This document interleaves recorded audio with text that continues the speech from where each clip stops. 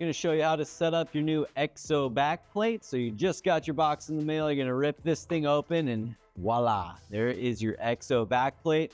Step number one, I know you're excited and you want to get this thing on your phone, but there is a very inadequately labeled adhesive sticker on the back of this that we are going to need to peel off just like this. And that is going to reveal the 3M micro suction on the back. So make sure you do that step first. Otherwise, it's not going to be the best connection.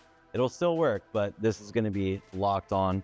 And then you just place this thing right on like that. Ooh, that feels nice. And you're ready to go. To get your filters on, it's a slide lock system, super easy to use. Slide it right on. And it's going to lock, and then you just push that button to release it and pull it off. And then you can swap across any of the filters, or you put your Defender back on if you want that thing on. But easy setup. That's the EXO backplate. Let me know if you have any questions. See you on the next one.